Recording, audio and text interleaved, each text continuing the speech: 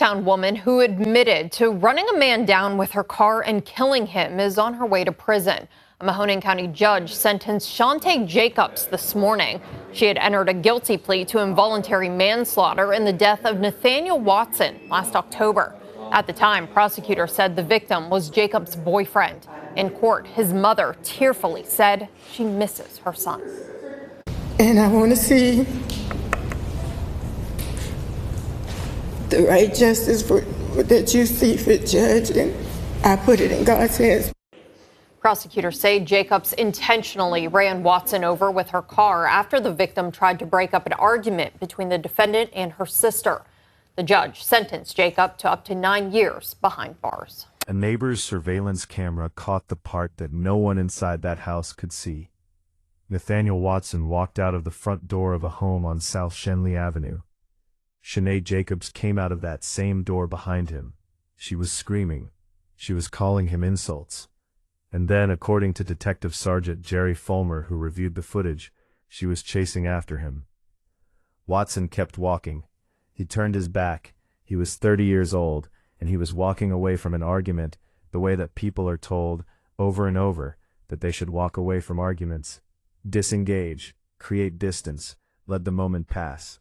The headlights from a vehicle on that block, captured on a different neighbor's camera, were pointed straight north, and then they were not. Detective Fulmer testified that the footage showed the car veer off the road and the headlights flash onto a house. The car had left its path. It had turned. It was now moving toward where Nathaniel Watson was walking, with his back to it, away from the woman who had been chasing him and screaming at him seconds earlier. At approximately 4:15 in the morning on October 15th, 2023, Youngstown Police found Nathaniel Watson underneath a Ford Fusion in the front yard of a home in the 200 block of South Shenley Avenue. They pulled him out from under the vehicle. They performed life-saving measures. He did not survive. Welcome to the Crime Files TV. This channel covers the stories from Black American communities that deserve to be told completely, with the victims at the center, and the full weight of the evidence treated with the respect it demands. Subscribe now if you are not already here. This case moved from involuntary manslaughter to murder to a final plea of voluntary manslaughter, and every one of those legal shifts happened because of what the evidence revealed at each stage. This is the full story of Nathaniel Watson. Now let's go back to the beginning. Nathaniel Watson was 30 years old. He lived in Youngstown, Ohio, a city in the Mahoning Valley in northeastern Ohio that has its own long and complicated industrial history.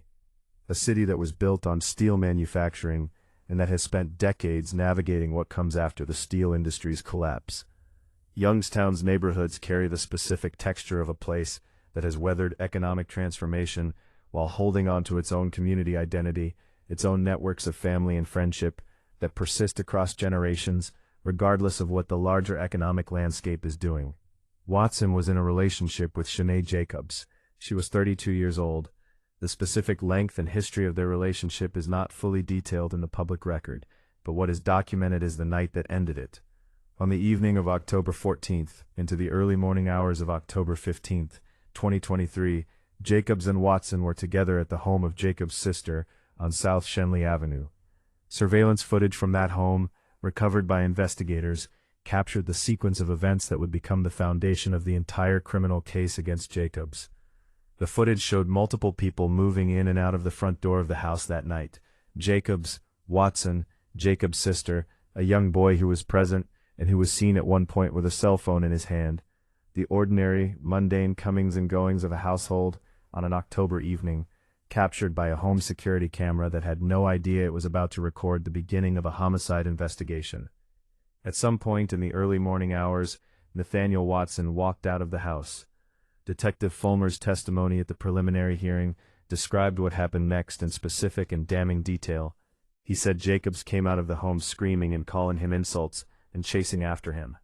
That is not the language of a routine disagreement that two adults are working through. That is the language of an active, escalating, pursuit-based confrontation, one person yelling and chasing another person who is moving away from them. Watson did not stop.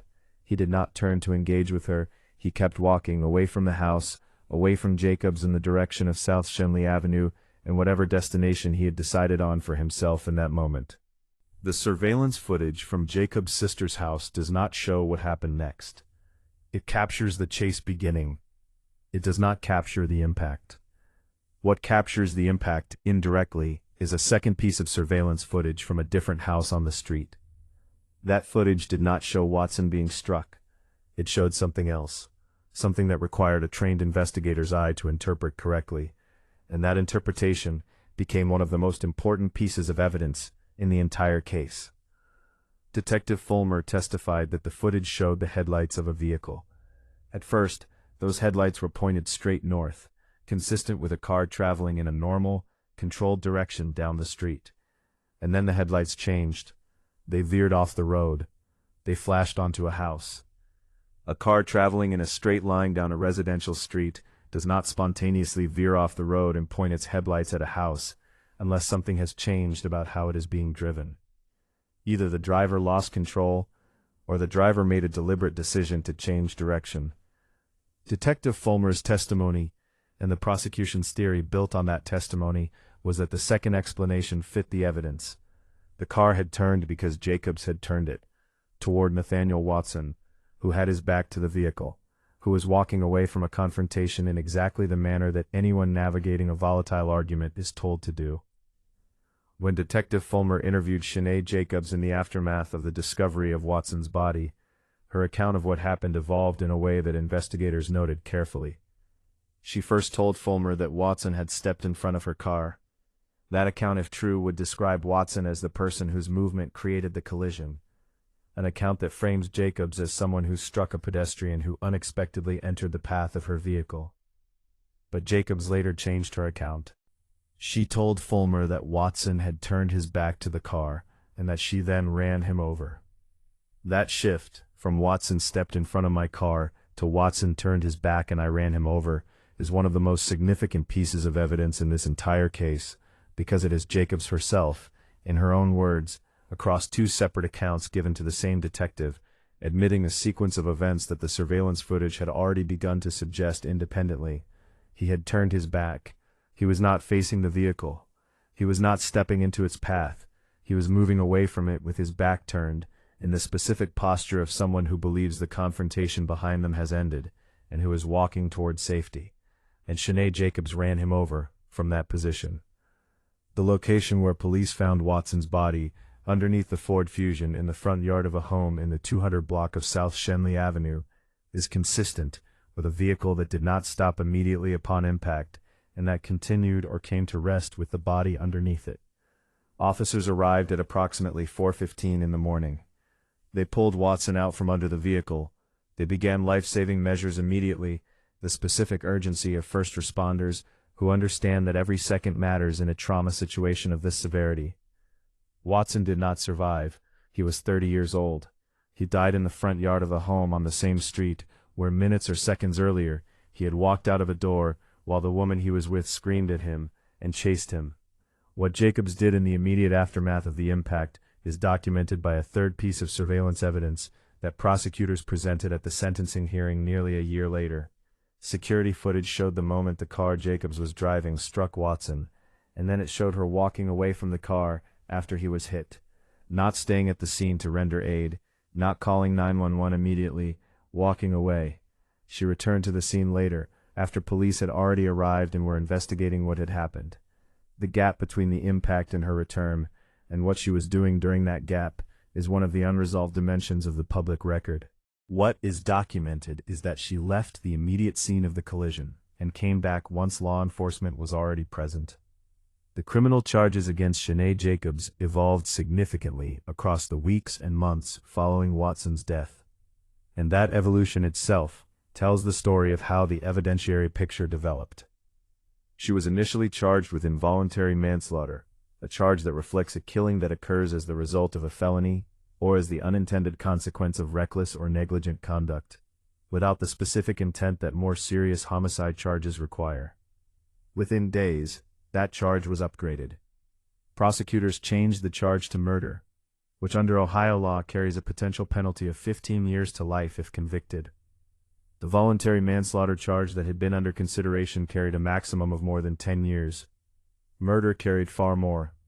The upgrade to murder reflected the prosecution's assessment, based on the surveillance footage of the headlights veering off the road and onto a house, and based on Jacobs' own admission that Watson had turned his back before she ran him over, that this was not a reckless or accidental act. It was, in the language that prosecutors would eventually use, evidence that Jacobs purposely ran Watson over.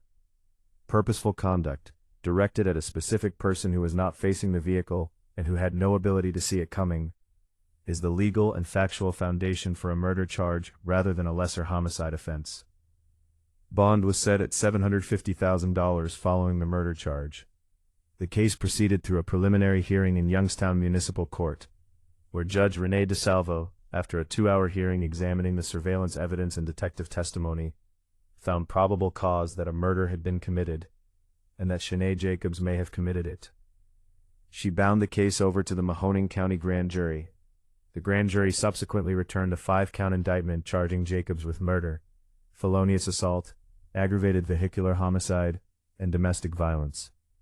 The domestic violence charge is significant in its own right, because it reflects the legal system's formal recognition that the relationship between Jacobs and Watson, and the nature of their interaction in the hours before his death, fits within the framework of domestic violence, rather than simply being treated as a vehicular incident between strangers or acquaintances.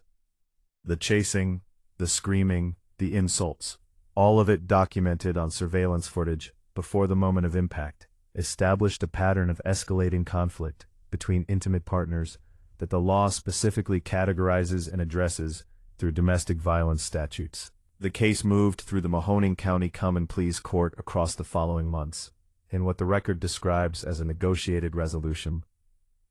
Shanay Jacobs pleaded guilty in August 2024 to a reduced charge of voluntary manslaughter in exchange for the murder charge and the other counts being resolved through that plea.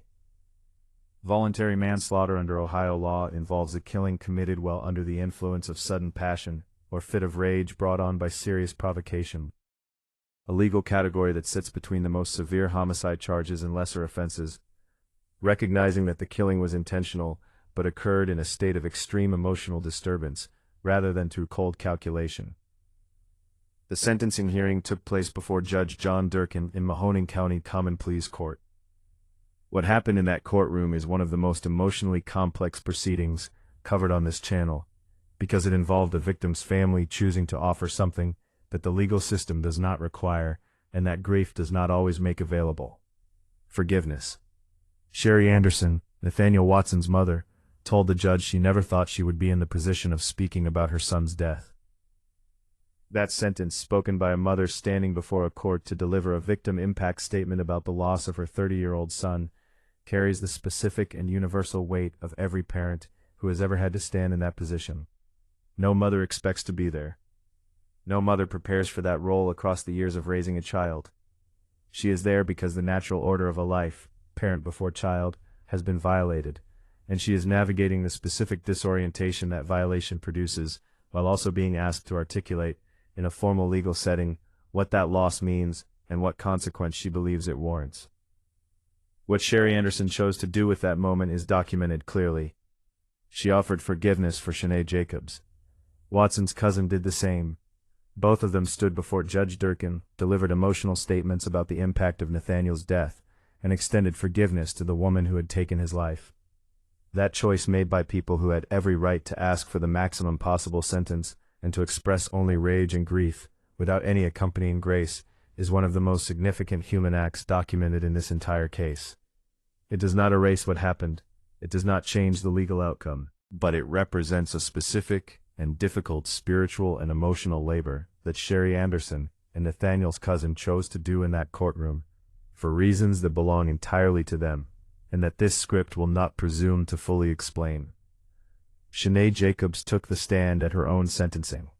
She read a letter of apology to Watson's family. She said she was deeply sorry for what she called a tragic accident. She said she never meant for any of this to happen. She said she truly loved Nathaniel. She talked about a deep cut to her own life that the loss had created. She told the court that she could not remember running Watson over because of how much she had been drinking that night.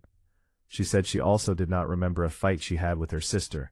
a detail that connects to the surveillance footage showing her sister present in the house earlier that evening. She said that going forward, she was done with alcohol for the rest of her life. She said she was traumatized. She said it would be disrespectful to Nate to continue drinking. She told the court she had been participating in substance abuse and anger management classes while in the county jail awaiting the resolution of her case.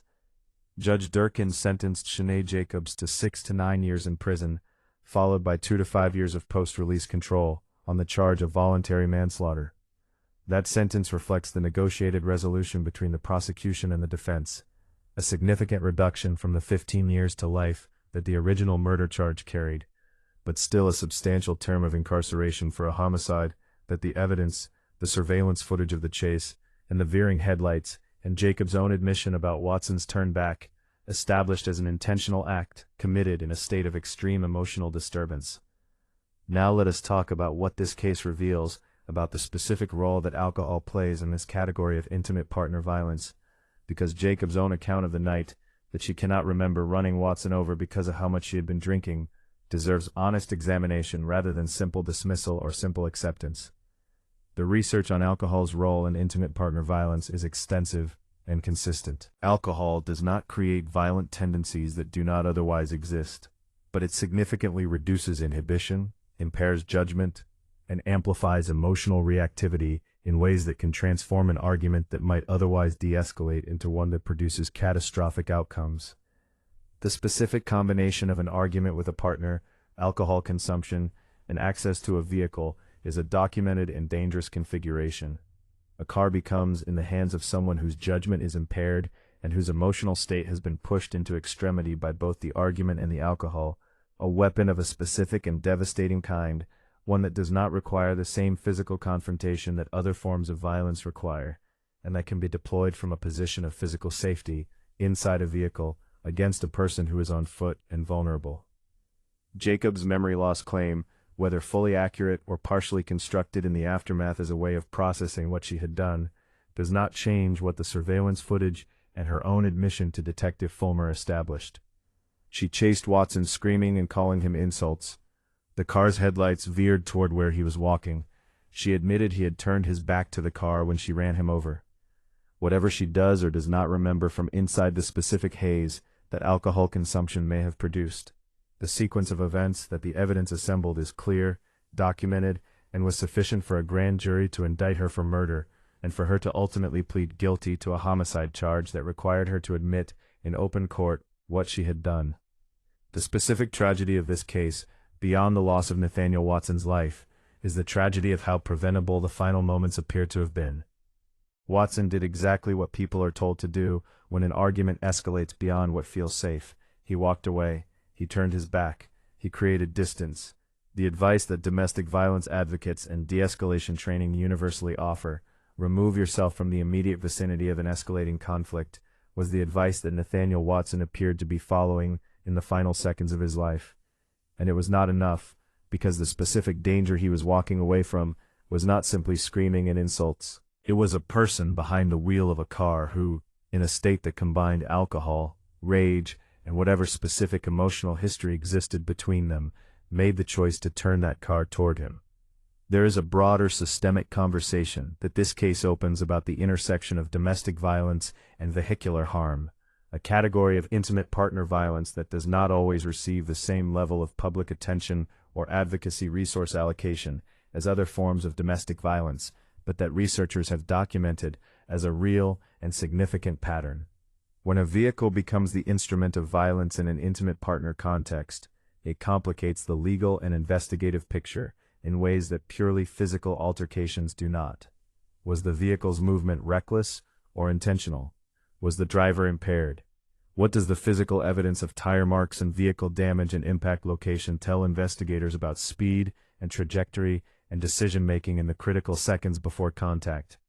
This case required exactly that kind of forensic vehicular reconstruction, built from multiple surveillance sources across multiple properties, to establish what had actually happened on South Shenley Avenue in the early hours of October 15, 2023. Nathaniel Watson was 30 years old. He was someone's son, Sherry Anderson's son specifically, a mother who stood before a judge and found within herself the capacity to forgive the woman who had killed him. He was a partner to Shanay Jacobs, in a relationship whose full history and dynamics are not detailed in the available public record, but whose final hours are documented with painful clarity. He walked out of a house. He was chased and screamed at and insulted. He turned and walked away. He turned his back, and in the early morning hours of an October day in Youngstown, Ohio, that decision to walk away, the decision that every piece of conventional wisdom about navigating conflict instructs people to make, did not save him. Shanay Jacobs is serving a sentence of 6 to 9 years in an Ohio correctional facility, with 2 to 5 years of post-release control to follow. She will be eligible for release within that window, having pleaded guilty to a charge that reflects the law's recognition that what she did was intentional, but committed in a state of extreme emotional disturbance rather than cold premeditation. She has expressed remorse. She has participated in substance abuse and anger management programming. Whether that programming and that remorse translate into a different trajectory for the rest of her life is a question that only time will answer. Sherry Anderson is navigating a loss that no apology and no programming can undo. She is navigating the loss of a son she raised, who turned 30 years old, who was in a relationship that ended in violence on a residential street in Youngstown, and who she has chosen, in the specific and difficult space of a courtroom, to extend forgiveness toward the woman responsible. If you or someone you know is in a relationship where alcohol consumption regularly accompanies escalating arguments, or where conflicts have included chasing, screaming, or any form of pursuit that makes walking away feel unsafe rather than protective, please take that seriously. The combination of alcohol and access to a vehicle during conflict is a documented and serious risk factor. The National Domestic Violence Hotline is available at 1-800-799-7233, free and confidential, 24 hours a day, 7 days a week, by call, text, and chat at thehotline.org. Subscribe to the Crime Files TV. Share this video for Nathaniel Watson, for Sherry Anderson, who found the strength to forgive in a courtroom while carrying the loss of her son, for everyone who has ever tried to walk away from a conflict and discovered that walking away is not always enough. He turned his back. He thought it was over. The headlights said otherwise.